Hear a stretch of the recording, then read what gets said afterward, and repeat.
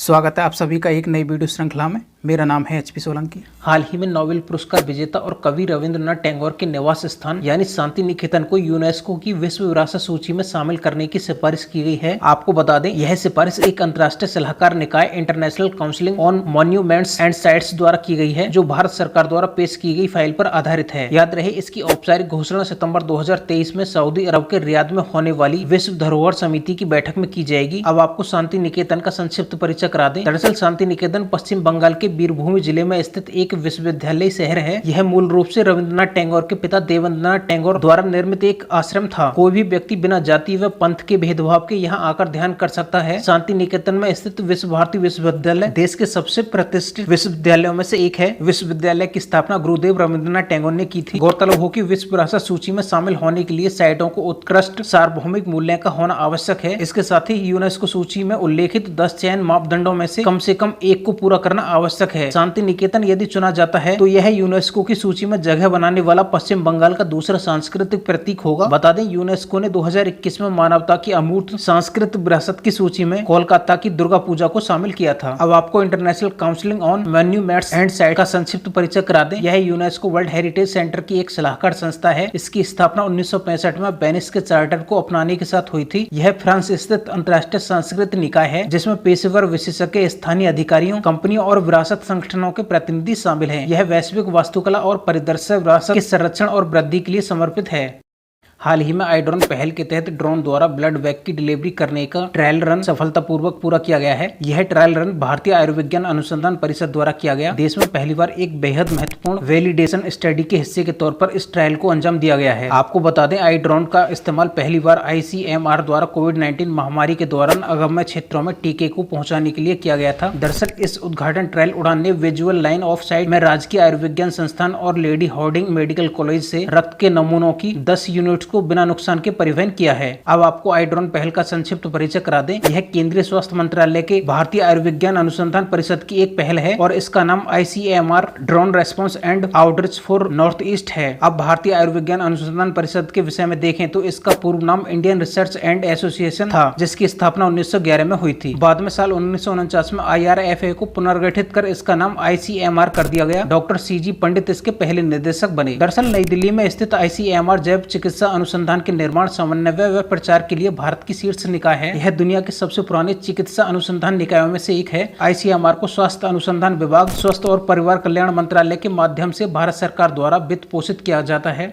हाल ही में राष्ट्रीय प्रौद्योगिकी दिवस के अवसर पर प्रधानमंत्री मोदी विज्ञान और प्रौद्योगिकी संबंधी विभिन्न परियोजनाओं की आधारशिला रखने सहित कुछ को राष्ट्र को समर्पित करेंगे। इन परियोजनाओं की लागत 5800 करोड़ रुपए से अधिक है। इनमें सबसे प्रमुख योजना महाराष्ट्र के हिंगोली जिले में लीगो इंडिया प्रोजेक्ट का शिलान्यास है। आपकी जानकारी के बता दें, लीगो इंडिया का पूर्ण रूप laser interferometry gravitational wave observatory India है। दरअसल लीगो इंडिया प्रोजेक्ट का उद्देश्य ब्रह्मांड की गुरुत्वीय तरंगों का पता लगाना है। यह मुंबई से लगभग 450 किलोमीटर पूर्व में महाराष्ट्र के हिंगोली जिले में करीब 600 एकड़ भूमि पर स्थित होगा। इसमें एल आकार के लंबवत रूप से 4 किलोमीटर लंबे 2 निर्वात कक्ष होंगे। ध्यान रहे, इसे वर्ष 2030 तक शुरू करने की उम्मीद है। गौरतलब हो कि संयुक्त राज्य अमेरिका में 2 मौजूदा लीगो वेधशालाओं ने 2015 में पहली बार गुरुत्वाकर्षण तरंगों का पता लगाया। तब से इसी तरह के 2 और डिटेक्टर, एक इटली और दूसरा जापान में लगे हैं। लीगो इंडिया इस नेटवर्क का 5वां नोड होगा। अगर इसके लाभ की बात करें तो यह भारत को एक प्रतिष्ठित अंतर्राष्ट्रीय वैज्ञानिक प्रयोगों में शामिल करेगा। साथ ही भारत को यह एक अद्वितीय प्लेटफॉर्म बनाने में सहायक होगा, जो क्वांटम और ब्रह्मांड के विज्ञान और प्रौद्योगिकी की सीमाओं को एक साथ लाता है। हाल में सरकार ने PM श्री योजना के तहत 6648 स्कूलों को उत्कृष्ट बनाने के लिए चयनित किया है। बताते चलें, इस केंद्र प्रायोजित योजना की शुरुआत 5 सितंबर 2022 को हुई थी। याद रहे, यह योजना राष्ट्रीय शिक्षा नीति 2020 के लक्ष्यों को पूरा करने के लिए 14,500 स्कूलों को अपग्रेड करेगी। इसके लिए 27,360 करोड़ रुपए के बजट की व्यवस्था की गई है। इस योजना से 1.8 मिलियन छात्रों के लाभान्वित होने की उम्मीद है। शिक्षा मंत्रालय के अनुसार चयनित स्कूलों में उत्तर प्रदेश के 928, आंध्र प्रदेश के 662, तेलंगाना के 543 और महाराष्ट्र के 416 शामिल हैं। दरअसल आर्टिफिशियल इंटेलिजेंस तकनीकी के तेजी से बढ़ते प्रसार के चलते दुनिया में हर दिन कुछ नया सामने आता रहता है। हाल में गूगल ने एक नई प्रोजेक्ट पर काम किया है, जिसका नाम मागी है, जो कि नया सर्च इंजन है और यह AI तकनीकी द्वारा संचालित होगा। इसका उद्देश्य वर्तमान सर्च इंजन की तुलना में उपयोगकर्ता को अधिक व्यक्तिगत अनुभव प्रदान करना है। यह नया सर्च इंजन यूजर्स को मौजूदा फीचर्स के साथ साथ AI फीचर्स भी मुहैया कराएगा। बताया गया है कि इस नए इंजन के तहत गूगल द्वारा खोजे गए परिणामों को प्रदर्शित करने के पारंपरिक तरीकों में बदलाव भी किया जाएगा। दरअसल वर्तमान में गेहूं की फसल पर एक बड़ी महामारी का खतरा मंडरा रहा है, जो वैश्विक स्तर पर खाद्य सुरक्षा को खतरे में डाल सकती है। इस महामारी का नाम व्हीट ब्लास्ट पैंडेमिक है। वर्तमान में यह महामारी दक्षिण अमेरिका, एशिया और अफ्रीका में फैल गई है और हाल में वैज्ञानिकों ने रोग की उत्पत्ति का विश्लेषण करने के लिए कवक के 500 नमूनों को संग्रहित किया है। आपकी जानकारी के लिए बता दें, व्हीट ब्लास्ट कवक से फैलने वाला संक्रामक रोग है। इस कवक का नाम मैग्रापोर्थ ओरेजा है। इसका सर्वाधिक प्रतिकूल प्रभाव गेहूं और चावल पर होता है। पहली बार इसे ब्राजील में 1980 के दशक में गेहूं की फसल पर देखा गया और एशिया महाद्वीप में 2016 में बांग्लादेश में इसकी पुष्टि हुई थी। हाल में केंद्रीय मंत्रिमंडल ने राष्ट्रीय क्वांटम मिशन को मंजूरी दे दी है। बताते चलें, यह मिशन क्वांटम कंप्यूटिंग प्रौद्योगिकी और संबंधित अनुप्रयोगों के अनुसंधान के विकास के लिए 6000 करोड़ रुपए की वित्तीय सहायता प्रदान करेगा। दरअसल इस मिशन के तहत क्वांटम कंप्यूटर्स का विकास किया जाएगा, जिनकी गति वर्तमान कंप्यूटर की तुलना में बहुत अधिक है। याद रहे, केंद्र सरकार ने वित्तीय वर्ष 2023-24 में इस मिशन के लिए 8000 करोड़ रुपए का बजट तय किया है। गौरतलब हो, क्वांटम कंप्यूटर की क्षमता इकाई क्यूबिट है। इसके अलावा इस राष्ट्रीय क्वांटम मिशन के तहत भारत की सीमा के अंदर लगभग 20,000 किलोमीटर की रेंज में सैटेलाइट आधारित सुरक्षित क्वांटम कम्युनिकेशन का विकास किया जाएगा।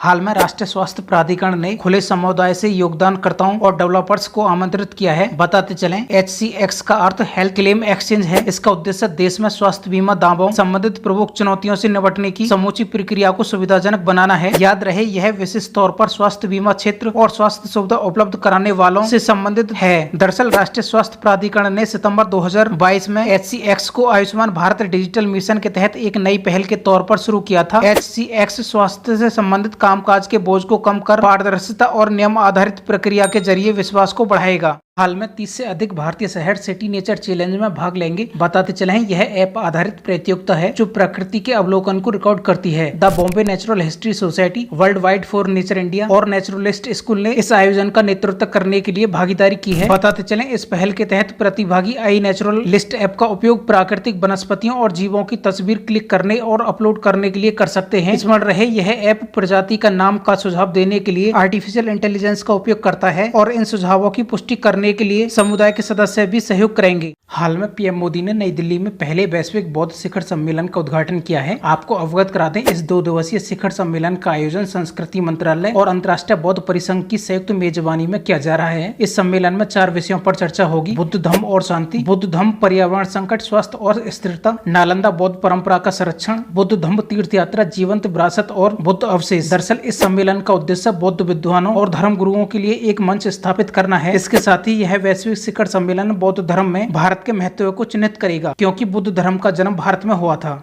दरअसल सीमा सुरक्षा बल के सेवानिवृत्त महानिदेशक पंकज कुमार सिंह को उपराष्ट्रीय सुरक्षा सलाहकार नियुक्त किया गया है। वे राजस्थान कैडर के 1988 बैच के IPS अधिकारी हैं। पंकज कुमार सिंह इससे पूर्व CRPF के महानिरीक्षक और CRPF मुख्यालय दिल्ली में IG के रूप में अपनी सेवाएं प्रदान कर चुके हैं। अगर इनकी उपलब्धियों की बात करें तो 31 अगस्त 2021 से 31 दिसंबर 2022 के दौरान इनके द्वारा BSF प्रमुख के पद पर कार्य किया गया है। इन्होंने BSF के प्रमुख के रूप में काम करते हुए पूर्वी सीमांत में पश्चिम बंगाल और असम की सीमाओं के माध्यम से मवेशियों की तस्करी को कम करने में महत्वपूर्ण भूमिका निभाई है। हाल में एक खबर के मुताबिक अब तक 40,000 से अधिक अमृत सरोवर भारत को समर्पित किए जा चुके हैं। बताते चलें, 15 अगस्त 2023 तक 50,000 अमृत सरोवरों का निर्माण का लक्ष्य रखा गया है। आपकी जानकारी के लिए बता दें, 24 अप्रैल 2022 को स्वतंत्रता के 75वें वर्ष हेतु भारत की आजादी का अमृत महोत्सव समारोह के एक हिस्से के रूप में अमृत सरोवर मिशन शुरू किया गया था।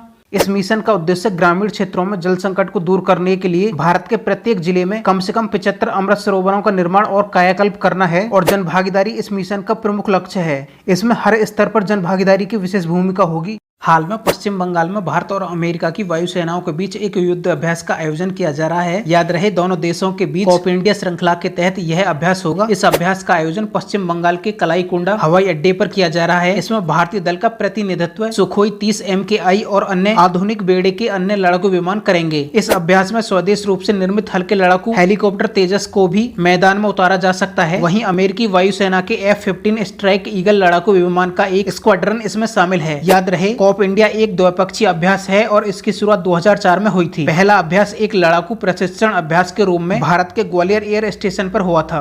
हाल में अभ्यास कवच 2023 का समापन हुआ है। इसका आयोजन भारतीय सशस्त्र बल की एकमात्र त्रिसेवा कमान अंडमान और निकोबार कमांड के तत्वाधान में किया गया था। बताते चले इस अभ्यास में भारतीय सेना, नौसेना, वायुसेना एवं तटरक्षक बल ने भाग लिया है। इसका उद्देश्य संयुक्त युद्ध अभ्यासों और मानक संचालन प्रक्रियाओं को ठीक करना और सेनाओं के बीच अंतर परिचालन व संचालन तालमेल को बढ़ाना है। इसमें समुद्री निगरानी संसाधनों के इस्तेमाल में तालमेल कायम करना, वायु एवं समुद्री हमलों, वायु रक्षा, पनडुब्बी एवं लैंडिंग ऑपरेशनों से संबंधित अनुप्रयोगों को शामिल किया गया है। हाल में इसरो और उसके सहयोगियों ने रीयूजेबल लॉन्च व्हीकल स्वायत्त लैंडिंग मिशन का सफलतापूर्वक संचालन किया है। बताते चलें इसे कर्नाटक के चित्रदुर्ग जिले में DRDO के वैमानिक प्रशिक्षण रेंज में आयोजित किया गया है। रीयूजेबल लॉन्च व्हीकल यानी RLV मिशन का उद्देश्य अंतरिक्ष में कम लागत की पहुंच प्राप्त करना तथा नवीनतम प्रौद्योगिकी को विकसित करना है। यह एक प्रकार का अंतरिक्ष यान है जिसे अंतरिक्ष में कई बार लॉन्च करने के लिए डिजाइन किया गया है और इसका मकसद प्रक्षेपण वाहनों को स्वयं अधिक लागत प्रभावी और सक्षम बनाकर अंतरिक्ष यात्रा की लागत को कम करना है। बताते चलें इसरो ने RLV को एक वायुयान की आकृति में डिजाइन किया है। इसका प्रयोग निम्न प्रौद्योगिकियों को विकसित करने में किया जाएगा, जैसे हाइपरसोनिक फ्लाइट, ऑटोनोमस लैंडिंग और रिटर्न फ्लाइट एक्सपेरिमेंट आदि।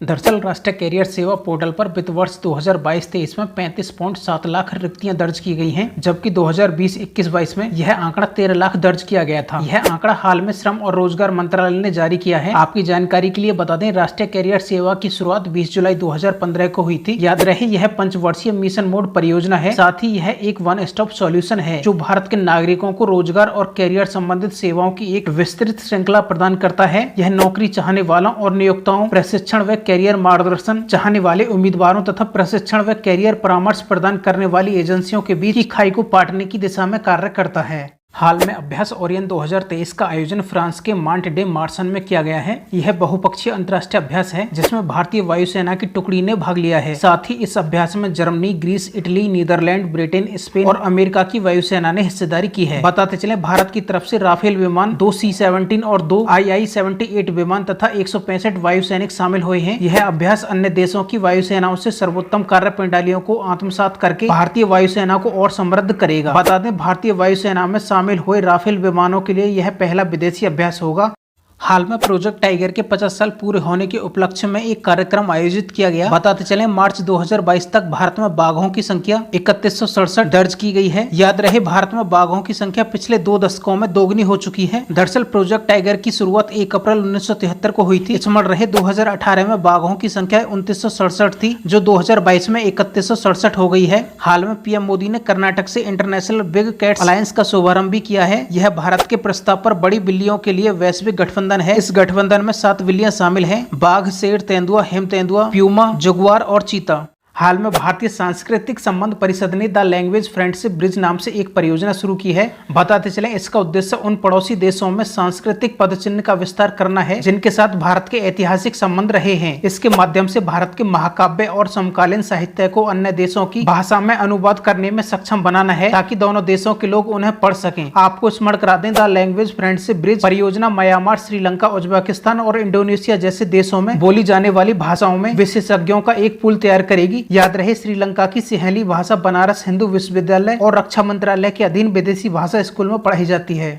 हाल ही में विश्व स्वास्थ्य संगठन ने एक वैश्विक नेटवर्क लॉन्च किया है। यह नेटवर्क कोविड-19 जैसे संक्रामक रोग के खतरे का तेजी से पता लगाने और उनके प्रसार को रोकने के लिए जानकारी साझा करने में मदद करेगा। अगर इसके नाम की बात करें तो इंटरनेशनल पैथोजेन सर्विलांस नेटवर्क है। ध्यान रहे यह देशों और क्षेत्रों को जोड़ने, नमूनों को इकट्ठा करने और उनका विश्लेषण करने, सिस्टम में सुधार करने के लिए एक साझा मंच प्रदान करेगा। आपकी जानकारी के लिए बता दें, इस नेटवर्क का उद्देश्य यह सुनिश्चित करने में मदद करना है कि संक्रामक रोग के खतरों को कैसे तेजी से पहचाना जाए और ट्रैक किया जाए तथा सूचनाओं को कैसे साझा किया जाए। साथ ही यह नेटवर्क वायरस, बैक्टीरिया और अन्य रोग पैदा करने वाले जीवों के आनुवंशिक कोड का विश्लेषण करने के लिए रोगजनक जीनोमिक्स पर निर्भर करेगा ताकि यह समझा जा सके कि वे कितने संक्रामक और घातक हैं और ये कैसे फैलते हैं। गौरतलब हो कि एकत्र किया गया डेटा एक व्यापक रोग निगरानी प्रणाली में फीड किया जाएगा। इस डेटा का उपयोग रोगों की पहचान करने और उन पर नजर रखने के लिए किया जाएगा ताकि उपचार और संबंधित टीके विकसित किए जा सके। बताते चले कोविड-19 ने महामारी के खतरों का सामना करने में रोगजनक जीनोमिक्स की महत्वपूर्ण भूमिका पर प्रकाश डाला था। WHO का मानना है कि सार्स कोविड-19 वायरस के बिना तेजी के अनुक्रमण ये टीके उतने प्रभावी नहीं होते और इतनी जल्दी उपलब्ध नहीं हो सकते हैं। अब आपको WHO का संक्षिप्त परिचय करा दें। स्वास्थ्य के क्षेत्र के लिए संयुक्त राष्ट्र की विशेष एजेंसी विश्व स्वास्थ्य संगठन की स्थापना वर्ष 1948 में हुई थी। इसका मुख्यालय जिनेवा स्विट्जरलैंड में स्थित है। ध्यान रहे वर्तमान में इसके 194 देश हैं। 150 देशों में इसके कार्यालय होने के साथ साथ इसके 6 क्षेत्रीय कार्यालय भी हैं। यह एक अंतर सरकारी संगठन है तथा सामान्यतः अपने सदस्य राष्ट्रों के स्वास्थ्य मंत्रालयों के सहयोग से यह कार्य करता है। WHO ने 7 अप्रैल 1948 से कार्य करना प्रारंभ किया था और 7 अप्रैल को प्रतिवर्ष विश्व स्वास्थ्य दिवस मनाया जाता है। आपको हमारी ये वीडियो श्रृंखला कैसी लगी? आप लाइक या डिसलाइक का चुनाव कर सकते हैं। साथ ही HB सोलंकी स्टडी को सब्सक्राइब भी कर सकते हैं।